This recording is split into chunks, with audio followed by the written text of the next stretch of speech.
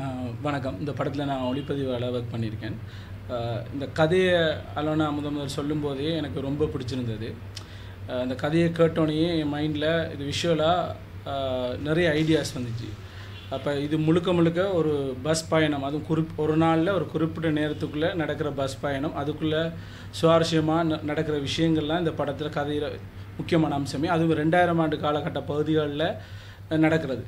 So இது எப்படி நம்ம இவ்வளோ தூரம் அழகாக சுவாரஸ்யமாக கொண்டு வர போகிறோம்னு தோணுச்சு. ஆனால் இதில் இருந்த பெரிய சவாலாக இருந்தது இந்த பஸ்ஸும் அதுக்கான எல்லா க்ரௌடையும் வச்சு 2 நாளில் எடுக்கணும். கிட்டத்தட்ட இந்த படம் 1 மணி நேரத்துக்கு மேற்பட்ட படம். அதில் 45 நிமிஷத்துக்கிட்ட வர கட்டம் பஸ்ஸோடு சேர்ந்து தான் இந்த கதை அந்த 45 நிமிஷ படப்பிடிப்பையுமே 2 நாளில் எடுக்கணும். அதுவும் காலையில் 6 மணிலேருந்து ஈவினிங் 6 மணிக்குள்ளே இந்த டைமில் 2 டேஸில் அந்த அவ்வளோ காட்சியும் எடுத்து முடிக்க வேண்டியிருந்துச்சு. அதுவும் 30க்கு மேற்பட்ட நடிகர்கள் ஒரே நேரத்தில் வச்சு அதில் யார் ஒரு டேக் விட்டாலும் திருப்பி அதை டேக் எடுக்க வேண்டியிருக்கும் ஒயிட் ஷோட்டெலாம். ஸோ இது பெரிய சேலஞ்சாக இருந்துச்சு. தேவானோட வீட்டை கிட்டத்தட்ட 7-8 நாட்களுக்கு மேலே நம்ம அதுக்காக ரிஹர்சல் பார்த்தோம், திரும்ப ரிஹர்சல் பார்த்தோம்.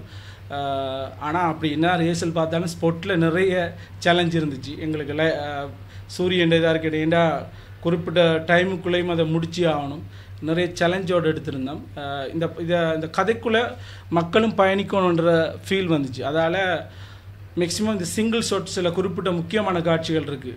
டீ கடை காட்சி ஒன்று வரும், அது எல்லாரையும் உங்களை திரையரங்களை பார்க்கல ரசிக்க வைக்கும். அதே மாதிரி முக்கியமாக இறுதிக்கட்ட காட்சி ஒரு 15 நிமிஷத்துக்கிட்ட அந்த காட்சி வரும். அதுக்காக நிறைய ஒர்க் பண்ண இருந்துச்சு. அதில் நான் இயக்குனரோட நான் பேசி ரெண்டு ஐடியாஸில் சேர்த்து அவர் நிறைய வச்சுருந்தேன் அந்த கதையை சிறப்பாக கொண்டு வரதுக்கு. அதோட ஒர்க் பண்ணோம். அது நிச்சயமாக நல்லா வந்திருக்கு. சிங்கிள் டேக்கில் இருந்து என்ன சேலஞ்சுன்னா 30க்கு மேற்பட்ட நடிகர்கள்.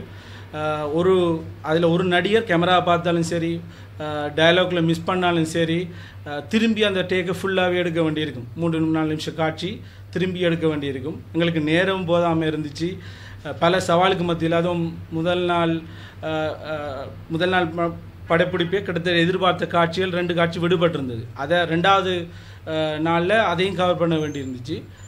ரொம்ப சுவாரஸ்யமான அனுபவமாக இருந்துச்சு எடுத்து முடிக்கிறது. எல்லாருமே இதில் பயணித்த எல்லாருமே ரொம்ப கஷ்டப்பட்டிருக்காங்க, ஹார்ட் ஒர்க் பண்ணியிருக்காங்க. நடித்த ஒவ்வொருவரும் சரி, இதில் சிறு குழந்தையிலேருந்து 70 வயசுப்பட்ட முதியோர் வரைக்கும் இந்த பஸ் பயணத்துக்குள்ள நடிச்சிருக்காங்க. அவங்களோட குறிப்பிட்ட காட்சிகளில் வந்தாலும் அவங்க காலையிலேருந்து ஈவினிங் வரைக்கும் அவங்களும் ஃபுல்லாக நின்று உழைப்பை போட்டிருக்காங்க. இதில் டெக்னிக்கல் சைட்லேயும் சரி எல்லாரும் இந்த படத்துக்காகவே ரொம்ப அர்ப்பணிப்பாக செஞ்சுருக்காங்க. குறிப்பாக இயக்குனர் கிட்டத்தட்ட 1 வருட காலம் கிட்டத்தட்ட 1 வருடத்துக்கு முன்னாடி இதில் படப்பிடிப்பு தொடங்கினது. இந்த 1 வருட கால பயணத்தில் சரி, படம் தொடங்கி முடியலேருந்து இப்போ வரைக்கும் அவர் சவால்களை மேற்கொண்டு இதை உருவாக்கியிருக்கார். நிச்சயம் இதை திரையரங்கில் பார்க்கும்போது உங்களுக்கு நல்ல ஒரு அனுபவத்தை கொடுக்கும். 2000 ஆண்டு காலகட்டத்துக்கும் நீங்கள் போய் அந்த காலகட்டத்தில் பஸ் பயணங்கள் நான் மேற்கொண்டிருக்கேன். ஒரு ட்ரிங்கோக்கு போகிறதுக்கே அப்போல்லாம் நாங்கள் காலையில் 6 மணிக்கு வலிக்கிட்டால் 2:30-3 மணி ஆகும். அதுக்கிடையில் ஏற்படுற சவால்கள் சுவாரஸ்யங்கள் அங்கே நிறைய இருக்கும். அதே அனுபவத்தை உங்களுக்கு திருப்பி மீட்டு தர்ற மாதிரி இந்த படைப்பு இருக்கும். அந்த பஸ் பயணம், அந்த ட்ராவல், அதுக்குள்ளே இருக்கிற விஷயம், அதுவும் கிராமத்து வாசனையோட அந்த தன்மை இருக்கும். ஸோ இது மிஸ் பண்ண வேணாம். நல்ல படைப்பை நிச்சயம் ஆதரிப்பீங்கன்னு நினைக்கிறேன். ஆனால் திரையரங்குக்கு நீங்கள் பார்த்தா தான் தெரியும் இது எப்படிப்பட்ட படைப்புண்டு. அதால் நிச்சயம் இந்திய சினிமாவுக்கு நிறைய ஆதரவு கொடுத்துருக்கீங்க. நிச்சயம் இந்த படத்தை ஒரு வாட்டி பாருங்கள். கட்டாயம் இது உங்களை ஏமாற்றாது. ஒரு மன நிறைவான படைப்பாக இருக்கும். அதில் எல்லார உழைப்புமே இருக்குது. கட்டாயம் இதை திரையரங்கில் பாருங்கள், ஆதரிங்க. நன்றி. இதில் என்னென்னா இன்னொரு விஷயம், இதில் ஒரு நாளில் படப்பிடிப்பு இருந்தாலும் கூட ஒவ்வொரு நாளும் அந்த இயற்கை ஒளியில் படமாக்க வேண்டிய ஒரு சூழல் கட்டாயம் இருந்தது. அதை பற்றி சொல்லுங்கள். லைட்டிங், செயற்கை ஒளியை நாங்கள் பயன்படுத்த இல்லை. இதில் மெயினாக பஸ்ஸுக்குள்ளேயும் பஸ்ஸை சுற்றி இருக்கிற வெளியிலையும் வெளிக்காட்சிகளும் தான் கொண்டே இருக்கும். அந்த பஸ்ஸுக்குள்ளேயும் அதிகமான காட்சி இருக்கும். அப்போ எங்களுக்கு 2 விஷயம் இருந்தது. எக்ஸ்ட்ரா லைட்டிங் சேர்க்கறதுன்றது அதுக்குள்ளே சேலஞ்சாகவும் இருந்தது. ஏன்னா நம்ம லைட்டிங் சேஞ்ச் பண்ணால் காலநிலை மாற்றம், சூரியன் இடது வெள்ளம் மாறக்குள்ளே காலநிலை மாற்றம் அதில் டிஸ்டர்ப் ஆகும்.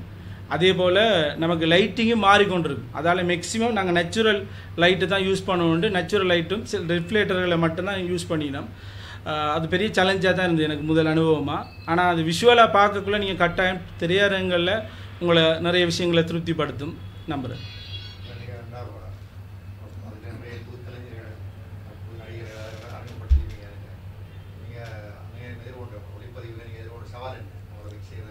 அதான் அதில் புது நடிகர்ன்றபடியாக இதில் ஒரு சிலரை தவிர மிச்சம் எல்லாருக்கும் சார் சொன்ன மாதிரி இது முதல் படமாக இருந்தது. முதல் படமாக இருந்தாலேயே அவங்களுக்கு ரிஹர்சல் பார்த்தாலும் அவங்க பல இடத்த மிஸ் பண்ணாங்க. அதுவும் குறிப்பாக ஒரு குறிப்பிட்ட டீ கடை காட்சி உண்டு. கிட்டத்தட்ட நாங்கள் எதிர்பார்த்த டைமை நிறைய வீணாக்கிட்டு 2 மணி நேரத்துக்கு மேற்பட்டு நம்ம எதிர்பார்த்த நேரத்தை கொண்டு போயிட்டு, ஏன்னா நாங்கள் அடுத்தடுத்த காட்சியில் அந்த ஒரு குறிப்பிட்டதுக்குள்ளே பிளான் பண்ணியிருந்தோம். சின்ன காட்சி தான், ஆனால் அவர் எதிர்பார்த்தது அந்த முக்கியமான இடம் அது வரலை. அப்போ வர்ற வரைக்கும் நாங்களும் விடலை, அவர் இயக்குனருக்கு திருப்தி ஆகாமல் கொண்டு வரையில. ஆனால் எதிர்பார்த்த நேரத்தை போயிட்டு கிட்டத்தட்ட நாங்கள் லஞ்சுன்றதே ஒரு குறிப்பிட்ட நேரம் மட்டும் தான் எடுத்துக்கிட்டோம். பிரேக்கே இல்லாமல் தான் தொடர்ச்சியாக ஷூட் எடுக்க வேண்டியிருந்தது. எல்லாருக்கும் வணக்கம். நாங்கள் மட்டக்களப்பில் அண்மை காலமாக பேசப்பட்டு வந்து கொண்டிருந்த சாவடி திரைப்பட குழுவினர் இந்த இடத்துல இருக்கிறோம். இந்த சாவடி திரைப்படமானது ஈழத்து சினிமா வரலாற்றில் ஒரு மைல்கல்லாக இருக்கும் என எதிர்பார்க்கப்படுகிறது. எங்களுடைய வாழ்வியல், கடந்த காலங்களில் நாங்கள் எதிர்கொண்ட சவால்கள் இந்த திரைப்படத்தில் ஆணிவேராக உருவாக்கி இருக்கிறோம். யுத்தத்திற்கு முற்பட்ட காலப்பகுதிகளிலே சொல்ல வேண்டிய பல கதைகள் எங்களிடம் வேரூன்றி கிடக்கிறது. அந்த கதைகளை சமூகத்திற்கு சொல்ல வேண்டும். சினிமா என்பது ஒரு ஆழமான ஊடுருவி செல்லக்கூடிய ஒரு மாஸ் மீடியா என்று சொல்லப்படுகின்ற ஒரு விடயம். இது நிறைய தாக்கங்களை சிறுவர் முதல் பெரியவர் வரை கொண்டு போய் சேர்க்கின்ற ஒரு ஊடகமாக காணப்படுவதால் இதன் மூலம் நாங்கள் சொல்ல வேண்டிய பல விடயங்களை ஈஸியாக சொல்லக்கூடியதாக இருக்கும். அந்த வகையில் தான் இந்த என்னுடைய 25வது திரைப்படமான சாவடி திரைப்படத்தில் நாங்கள் எடுத்துக்கொண்ட ஒரு கருப்பொருள், யுத்தத்திற்கு முற்பட்ட காலத்தில் மக்கள் எதிர்நோக்கிய சவால்களை 3 கட்டங்களாக உருவாக்கி இருக்கிறோம். அதில் முதலாவதாக சாவடி, 2வது துவக்கு, 3வது தோட்டா என்கின்ற முக்கோண கதைகளாக அது அமைக்கப்பட்டிருக்கிறது. அதில் முதலாவது சாவடி திரைப்படம் எதிர்வரும் 26ஆம் தேதி முதல் இலங்கையின் பல திரையரங்குகளில் வெளிவர காத்திருக்கிறது. மட்டக்களப்பிலே 27 மற்றும் 28ஆம் தேதிகளில் இதனுடைய வெளியீடு மக்களோடு மக்களாக நாங்கள் இருந்து அதனை பார்த்து ரசிக்க காத்திருக்கின்றோம். இங்கு வந்திருக்கின்றவர்கள் என்னுடைய படக்குழுவில் முக்கியமானவர்கள். என்னுடைய வலது பக்கம் இருக்கிறவர் திரு கிரேஷன் பிரசாந்த், இந்த படத்தினுடைய எடிட்டர். அடுத்தது இடது பக்கம் இருக்கிறவர் நிருஷாந்த், சினிமாட்டோகிராஃபி. அடுத்தது எங்களுடைய பாடல் வரிகளை மிக அழகாக எழுதி அதற்காக இசையமைத்த திரு நிக்கி எம் அவர்கள். அடுத்தது என்னுடைய இடது பக்கம் இருக்கிற இன்னும் ஒருவர் இந்த படத்தின் தயாரிப்பாளரும் கோஸ்டியூம்ஸ் மற்றும் மேக்கப் டிசைனராக இருக்கின்ற டிவதர்ஷினி அவர்கள். இந்த குழுவினர்களோடு நாங்கள் தொடர்ந்து பேசுவோம். இந்த திரைப்படமானது இலங்கையின் பல்வேறு பிரதேசங்களில் திரையிடப்பட காத்திருக்கிறது. சங்கவி தியேட்டர் பேசாலை மற்றும் Shanthi Kallady, Sun Cinema Mannar, Bala Chavakachcheri, SS Point Pedro, Amutha Vavuniya, Regal Jaffna, Regal Bandarawela, Regal Dematagoda, Regal Nuwara Eliya, City Cinema Negombo, GK Kalmunai, Raja Jaffna, Nagam Chunnakam. இது தவிர திருவோணமலை மற்றும் ஹட்டன் போன்ற பிரதேசங்களிலும் பேச்சுவார்த்தை இடம்பெற்று கொண்டிருக்கிறது. அங்கும் இந்த திரைப்படத்தை நாங்கள் திரையிட காத்திருக்கிறோம். இது தவிர கொழும்பின் வேறுபட்ட பலங்களிலும் திரை உரிமையாளர்கள் இது கேட்டிருக்கிறாங்க, அவங்களுக்கும் நாங்கள் திரையிட காத்திருக்கிறோம். இது மட்டக்களப்பிலே முழுக்க உருவாகின ஒரு திரைப்படம். மட்டக்களப்பின் நாவலடி, திராய்மடு, கல்லடி போன்ற பிரதேசங்களில் உருவாகியிருக்கிறது இந்த திரைப்படம். இந்த திரைப்படத்தின் சிறப்பு பற்றியும் நான் சொல்ல வேண்டியிருக்கிறது. மொத்தமாக 27 பேர் இந்த திரைப்படத்தில் அறிமுகமாகிறார்கள், நடிகர்களாக அறிமுகமாகிறார்கள். இதற்கு 3 ஒளிப்பதிவாளர்கள் இந்த திரைப்படத்திலே பணியாற்றியிருக்கிறார்கள், 2 இசையமைப்பாளர்கள் பணியாற்றியிருக்கிறார்கள். அதெல்லாம் ஒரு சிறப்பாக கொள்ளப்படுகிறது. இது தவிர இந்த திரைக்கதை மிகவும் எளிமையான ஒரு மொழிநடையாக, ஒரு வரியிலே, ஒரு நேர்கோட்டிலே செல்லக்கூடிய ஒரு திரைக்கதையாக உருவாக்கப்பட்டிருக்கிறது.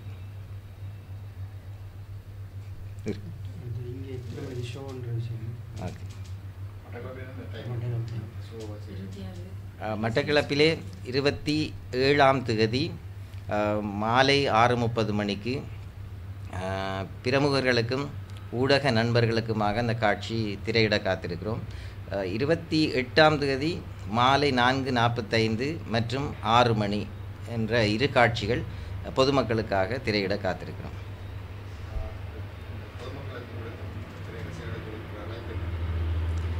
நாங்கள் ஊடகங்களுக்கூடாக பொதுமக்களுக்கு இந்த திரைப்படத்தை காண்பிக்கின்ற நேரங்களை வெளியிட்டிருக்கிறோம்.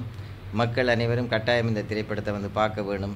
எங்களுடைய கடந்த கால வாழ்வியல் பற்றி அவர்கள் அறிந்து கொள்ள வேண்டும். நல்ல சினிமாக்களை மக்கள் வரவேற்பார்கள் என்ற நம்பிக்கை எங்களுக்கு இருக்கிறது. எனவே அனைத்து மக்களையும் அன்போடு அழைத்து நிற்கிறேன். இந்த திரைப்படத்தை பொறுத்த வரைக்கும் போன வருடம் 2024ஆம் ஆண்டு செப்டம்பர் மாதம் 28ஆம் தேதி எங்களுடைய 2வது நாள் படப்பிடிப்பு நடந்தது. இந்த வருடம் அதே நாளில் மக்களுக்காக அதை நாங்கள் திரையிடுறோம்.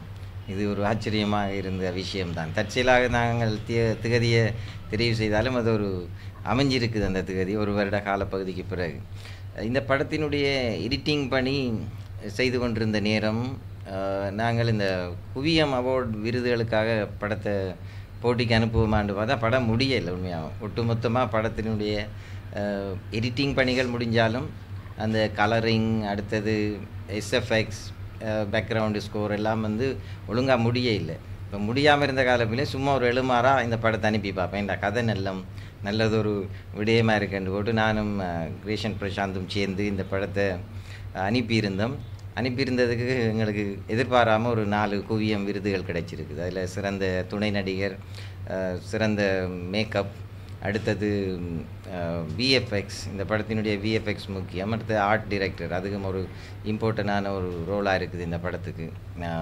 இந்த 4 விருதுகள் கிடைச்சிருந்தது. மிகப்பெரிய சந்தோஷம். திரைப்படத்தின் மக்கள் பார்க்குறதுக்கு இதுக்கும் ஒரு சப்போர்ட்டாக எங்களுக்கு கிடைச்சிருக்கிறது. பெரிய ஒரு விஷயம். இந்த ஒரு வருட காலப்பகுதியில் நிறைய சவால்கள் இந்த திரைப்படத்தை பொறுத்த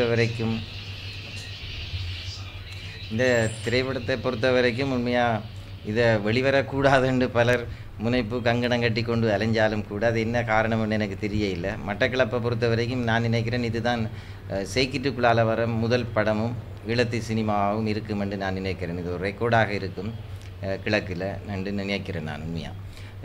இப்படிப்பட்ட படங்களை பல்வேறு இயக்குநர்கள் தொடர்ந்தும் எடுக்கிறதுக்கு தைரியமாக முன்வர வேணும். நாங்கள் ஒரு சில காட்சிகளை நான் வெட்டிட்டு சென்சாருக்கு அனுப்புவோம்ண்டு வெளிக்கிட்ட நேரம் கிரேஷன் பிரசாந்தும் நிக்கி மற்றது எமில் பிரியானந்த் இந்த 3 பேரும் என்னோட இருந்து சண்டை பிடிச்சாங்க. அண்ணா இந்த படத்தை வெட்டிட்டு நீங்கள் அனுப்பினீங்கண்டா நல்ல கதை, ஆனால் மக்கள் மத்தியில் அடிபடும், ஆனால் இப்படியே அனுப்புங்க, சென்சாரில் பார்த்துக்கொள்ளலாம். ஆனால் எனக்கு ஒரு பயம் இருந்தது என்னென்னா இந்த படத்தை வெளிவரக்கூடாது நினைச்சவங்கள் பல்வேறு மட்டத்தில் சென்சார் போர்டுக்கும் திரைப்பட கூட்டுத்தாபனத்துக்கும் பல மொட்டை கடிதங்கள் எழுதி பல்வேறு வேலைகளை செய்திருந்தாங்க.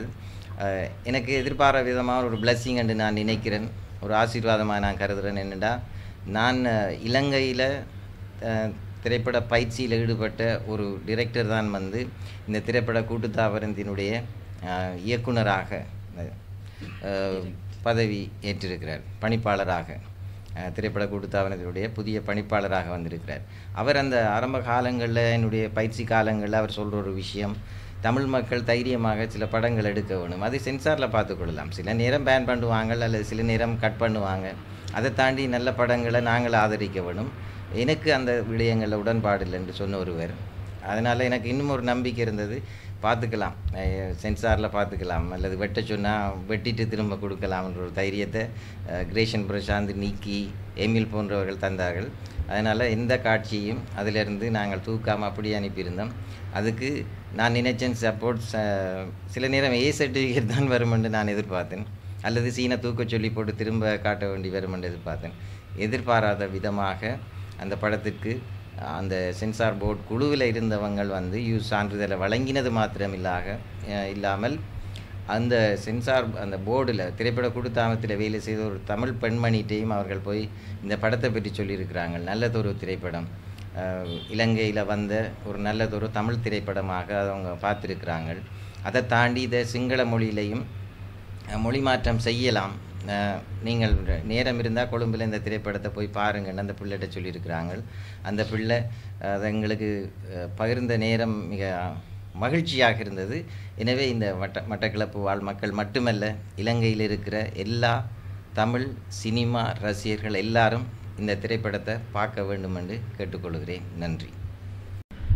எல்லாருக்கும் வணக்கம். இந்த படத்தை பொறுத்த வரைக்கும் நான் வந்து போஸ்ட் ப்ரொடக்ஷனில் தான் இந்த டீமோட ஜாயின் பண்ணினான். படம் எல்லாம் ஷூட் பண்ணி முடித்த பிறகு எடிட்டிங் டேபிளுக்கு தான் வந்தது படம். வந்தோடனே பார்த்தோன்னே ஒரு ஆச்சரியமாக இருந்தது. என்னென்னு சொன்னால், இப்போ இங்கே எடுத்த படங்களில் இப்போ நானும் வந்து 2-3 படம் எடுத்திருக்கிறேன். அப்போ அந்த எஃபர்ட்ன்றது ஒன்று இருக்குது. அந்த எஃபர்ட் வந்து உண்மையாக நிறைய இருந்தது இந்த படத்தில். உதாரணத்துக்கு வந்து ஆர்ட் டிரெக்ஷனில் வந்து நிறைய வேலை செய்திருந்தவங்க. ஆர்ட் டிரெக்ஷனில் நிறைய செட் போட்டு அதை வந்து ஒரு டீ கடை உருவாக்குறதா இருந்தாலும் சரி, மற்ற ஒரு பெரிய ஒரு பிரம்மாண்டம் உண்டு. இப்போ நான் அவ்வளோ அதிகமாக சொல்லணும் சரியா, நான் பார்த்த உடனே வந்து நாங்கள் எடுத்த படங்களுக்குள்ளே வந்து ஒரு பிரம்மாண்டம் ஒன்று இருந்தது. அப்போ அதை பார்த்தோன்னே ஒரு ஆர்வம் கொண்டு வந்து நம்ம எடிட் பண்ணி ஒரு நல்ல ப்ராடக்டாக கொண்டு வரணுமென்ற ஒரு ஆர்வம் கொண்டு பார்த்தோன்னே வந்துட்டு, அப்போ அதை வந்து அரேஞ்ச் பண்ணி எடுத்து அண்ணாட்ட சொன்னேன். நான் இப்படி இந்த சீனுக்கு பிறகு இதை வைப்போம். சிலது வந்து எடிட்டிங் டேபிள்லேயும் வந்து சிலது வந்து மாறினது, சில சீன்ஸ் முன்னுக்கு பின்னுக்கு மாறி வந்து ஸ்கிரிப்டில் இருந்த மாதிரி இல்லாமல். அப்போ அதை தாண்டி வந்து எங்களுக்கு சில சீனுகள் வந்து இப்படி இருந்தால் நல்லா இருக்கும்னு சொல்லி சிலதுகள் வந்து இப்போ அதாவது ஒரு சில ஃப்ளாஷ்பேக் சீன்ஸ் மாதிரிலாம் படத்தில் இருக்குது. அப்போ அந்த சீன்ஸை வந்து நாங்கள் திரும்ப சேர்த்துனாங்க, எடுத்து சேர்த்து அது இன்னும் கொஞ்சம் மெருகூட்டணும்ன்ற காரணத்துக்காக வந்து எடுத்து சேர்த்து அப்படி படத்தை வந்து ஒரு மணித்தியாலம் வந்து எந்த ஒரு தொய்வும் இருக்கக்கூடாது என்ற ஒரு காரணத்துக்காக ஒரு மணித்தியாலம் இருந்து பார்க்கக்கூடிய அளவுக்கு நம்ம மக்களை கூப்பிட்றோம் பார்க்குறதுக்கு படத்தை. ஆனால் அவங்கள வந்து ஏமாற்றக்கூடாது என்ற ஒரு ஆசை ஒன்று வந்து கட்டாயமாக எல்லாருக்குமே இருக்கணும். படம் நாங்கள் எடுக்கிறோம்னு சொன்னால் அந்த ஒரு மணித்தியாலம் டிக்கெட் எடுத்து தான் வராங்க. டிக்கெட் எடுத்து வராக்கில் வந்து ஏமாற்றக்கூடாதுன்ற ஒரு விருப்பம் ஒன்று இருக்குது. அதை வந்து நாங்கள் முழுமையாக வந்து ஃபுல்ஃபில் பண்ணியிருக்கோம் நினைக்கிறேன் இந்த படத்தில். என்னட்ட நான் நினைக்கிறேன் நாங்களும் அண்ணா மட்டும்தான் ஃபுல்லாக படம் பார்த்துருக்க வேண்டி. அப்போ அந்த அளவில் வந்து முழுமையான ஒரு திருப்தி ஒன்று இந்த படத்தை வேலை செய்தல் இருக்குது.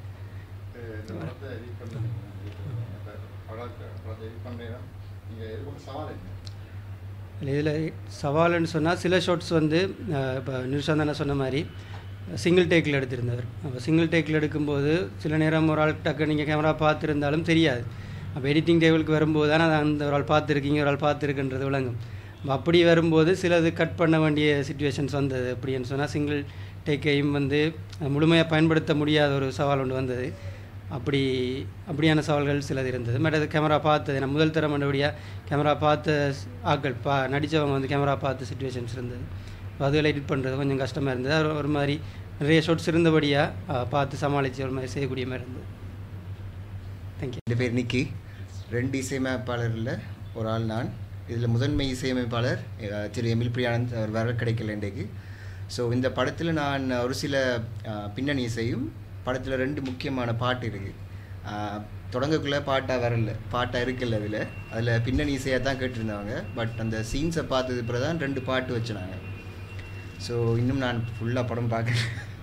அதனால் இன்னும் நிறைய எதிர்பார்ப்பு இருக்குது. ஸோ நான் முதல்ல இசையமைச்சதும் மேலோனோட படத்தில் மேடை நாடகத்தில். ஸோ மிக நீண்ட நாட்களுக்கு பிறகு இணைகிறது சந்தோஷமாக இருக்குது. இதில் என்னென்னா உண்மையாக ஒன்று சொல்லணும் என்னென்றால் இவருடைய இசை, இவருடைய பாடல்கள் எல்லாம் வந்து வேறு லெவல், உலகத்தரம் வாய்ந்த பாடல்கள். அது வெளியில் சொல்கிறதில்லை. மட்டக்களப்பில் இருந்தாலும் வெளிநாடுகளில் இவருடைய பாடல்கள் மிக பிரபல்யமாக இருக்கிறது. தென்னிந்திய இசை கலைஞர்களோடையும் அவருடைய பணி இருக்குது. அதை தாண்டி வெளிநாட்டில் இருக்கிற பிரபலங்களோடையும் அவர் பணியாற்றார். ஆனால் தன்னடக்கம் அதிகம் இருக்குது. அதை வெளியில் சொல்கிறதும் இல்லை. உண்மையாக வந்து இந்த பாட்டு பற்றி சொல்லணும். நான் இடத்துல பாட்டு போடுற ஒரு உடன்பாடோடு நான் இந்த திரைக்கதையை அமைக்க இல்லை. ஆனால் இதை பார்த்ததுக்கு பிறகு அந்த விஷுவல்லே அந்த பாட்டு இருந்தால் சிறப்பாக இருக்குமென்று அவர் தான் என்னோட கலந்துரையாடி அந்த பாடல் வரிகளையும் அவர் எழுதி அதற்கான இசையம் அமைத்து நிறைய பாடல்கள் 5 பாடல்கள் கிட்டத்தட்ட இதுக்காக உருவாக்கி இருக்கிறோம். அதை பற்றி சொல்லுங்க. இன்னைக்கு 5 பாட்டு செஞ்சினாங்க. ஆனால் அதில் பிக் பண்ணது 2 பாட்டு தான். என்னென்னா அது 2000ஆம் ஆண்டுக்கு அந்த காலப்பகுதியில் அதோட ஒத்து போகக்கூடிய வகையில் பாட்டும் இருக்கணும், அதோட லிரிக்ஸும் இருக்கணுமெண்டு நாங்கள் மண் சார்ந்த விஷயம் சார்ந்த ஒரு சாயலுடைய ஒரு பாட்டை தான் அந்த படத்தில் வச்சுருக்கோம். பிறகு இன்னொரு முக்கியமான கட்டத்தில் ஒரு பாட்டு இருக்குது. அது வந்து அதுக்கு ஏற்கனவே நாங்கள் பேக்ரவுண்ட் ஸ்கோர் பண்ணி அதுக்கு சின்ன ஒரு பீட் சாங்கும் கம்போஸ் பண்ணி முடிச்சது பிறகு அதுக்கு வேறொரு விதத்தில் பாட்டு இருந்தால் நல்லா இருக்குமெண்டு பிறகு திரும்பி கம்போஸ் பண்ணி ஒரு 2 days முடிச்சிருக்கிறோம். ஸோ ஹோப்ஃபுல்லி அது எல்லாருக்கும் பிடிக்குமென்று நினைக்கிறோம். பாடல் நிறைய பிடிச்சிருக்கு, யாருக்கு பற்றி சொல்லுங்கள்.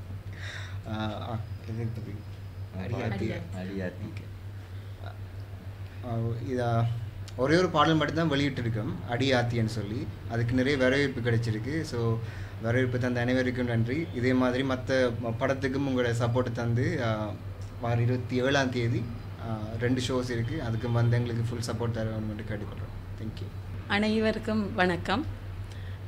இந்த சாவடி படத்தோட நான் காஸ்டியூம் டிசைனர் அண்ட் மேக்கப் செய்திருக்கிறேன். அதுபோக ஒரு முதல் தடவையாக ஒரு ப்ரொடியூசராக நான் இதில் களமிறங்கினது ஒரு தள்ளுப்பட்ட ஒரு இதுதான். ஏன்னா நாங்கள் இந்த படத்தை நாங்கள் செலவு பண்ணி எடுக்கிறதுக்கான கதையை நாங்கள் உருவாக்கல. யார் ஒரு ப்ரொடியூசர் ஒரு சப்போர்ட் தர்றாருன்றக்குள்ள அந்த கதையை நாங்கள் ஒரு மக்களை சென்றடைகிற ஒரு இதுக்காக அந்த கதையை உருவாக்கினதும் அந்த படைப்பை நாங்கள் கொடுக்கணுமன்றதுக்காக இறங்கின நேரம் ஒரு சில சந்தர்ப்பங்களால் நாங்களே அந்த படத்துக்கு ப்ரொடியூசராக மாறுற சந்தர்ப்பம் வந்துட்டு, அப்படி இருக்கக்குள்ள முதல் நாள் ஷூட் முடிஞ்சுது. அதுக்கான அந்த மேக்கப் காஸ்டியூம் அதெல்லாம் நிறைய கஷ்டப்பட்டிருக்கேன். என்னடா அந்த காலம் அந்த 2000 ஆண்டுக்கான காலப்பகுதிக்கு உரிய ஒப்பனை இருக்க வேணும். அப்போ அதில் நிறைய நான் பழைய 2099ஆம் ஆண்டு படங்களை ஒரு சிலதை பார்த்தேன். எங்களோட ஃப்ரெண்ட்ஸுக்குள்ளே எங்கள் ஃப்ரெண்ட்ஸ் எல்லாமே அந்த ஏஜில் வளர்ந்தாக்கள். அப்போ அந்த இதில் அவங்களோட ஃபோட்டோஸ் பார்த்து அதுகள் எல்லாம் எடுத்துகிட்டு தான் அந்த காஸ்டியூமை நாங்கள் டிசைன் பண்ணோம். ஒரு சில எங்களோட நடிகர்கள் கூட அந்த உடுப்பை நான் சொன்ன உடனே அவ்வளவு டெடிக்கேஷனாக அவங்களே அதை ரெடி பண்ணிட்டு வந்து இது சரியா நல்லா இருக்கா அண்டு முக்கியமாக நான் இதில் இந்த படத்தில் நடித்த கண்டக்டர் பாத்திரம் நடித்த யுவன் அண்ணாவை சொல்ல வேணும். அவரே அந்த காஸ்டியூமை அது டிசைன் பண்ணி என்னிட்ட வந்து 2 நாளாக ஒரு நாள் ஃபுல் மேக்கப்போடையே வந்து நின்றார். அப்போ எனக்கு அப்படி ஷாக்ட் ஆகிடுச்சு. அந்த ஒரு கண்டக்டரை வந்து இந்த வீட்டை நின்ற போல் இருந்துச்சு. அப்போ அது பெரிய சப்போர்ட் எங்களுக்கு, அந்த கலைஞர்களாலே எனக்கு கிடைச்ச சப்போர்ட்.